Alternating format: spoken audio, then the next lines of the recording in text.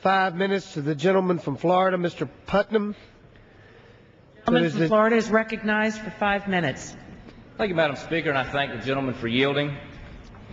While this resolution may be non-binding, we will all be bound by its consequences. The immediate and long-lasting consequences, those here and in the combat zone. Democrats continue to put forward an inherently contradictory message with dire consequences. On one hand, offering rhetorical support for the troops, and on the other, advancing a slow bleed strategy that methodically constricts those troops' ability to succeed.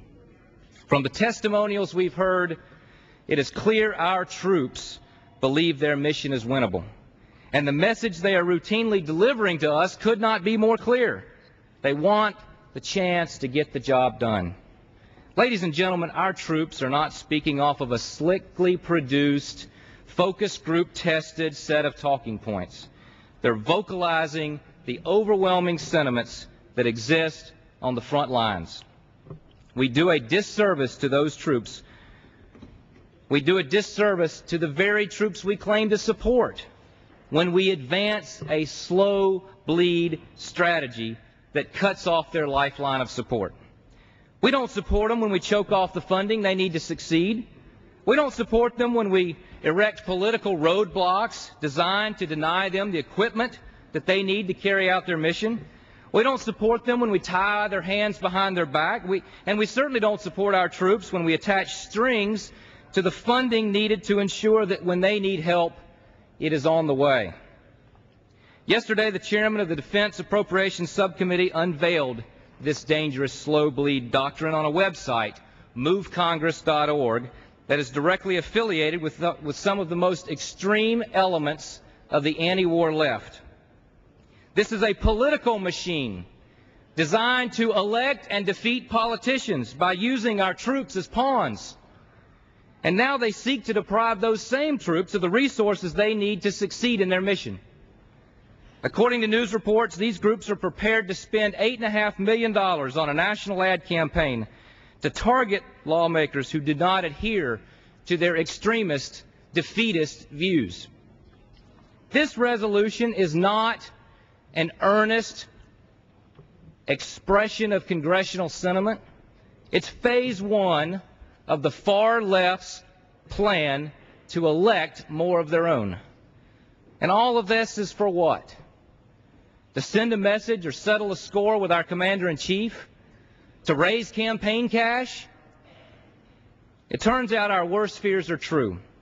That this resolution is, in fact, a first dangerous step to cutting off the funds our troops so desperately need. The remarks of the Defense Appropriations Chairman, the remarks of the Speaker with major national reporters lending support to the slow bleed doctrine, and next week senior House leaders will convene to map out their strategy for maximizing their ability to defund the troops while minimizing the political fallout. Before you cast your vote today, you should see this resolution for what it is. Phase one of a political campaign to strip our troops of the funds they need. Right now, in some cave in Iraq or Afghanistan, information is being located on a hard drive that talks about a plan for a new attack in America. Right now, somewhere in the Middle East, teenage boys are being groomed to be human bombs to further the aims of these Islamic extremists. Right now, money is being transferred across a global finance network to fund the attacks here on our soil or on other allies' soil who believe in the types of freedom and open society that we enjoy.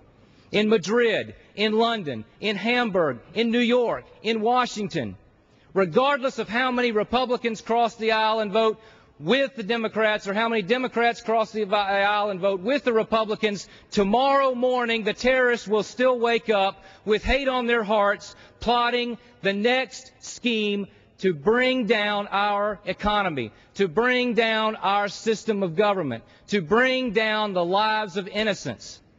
As recently as last August, as if we didn't learn from the events of 9/11, as recently as last August, there was still an attempt to blow up 10 more airliners using baby food as the means for bringing on the explosive device. Resolutions like this do nothing to stop that type of hate.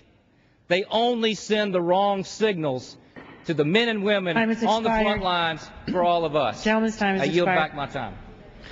The gentleman from Texas is recognized. At this time, I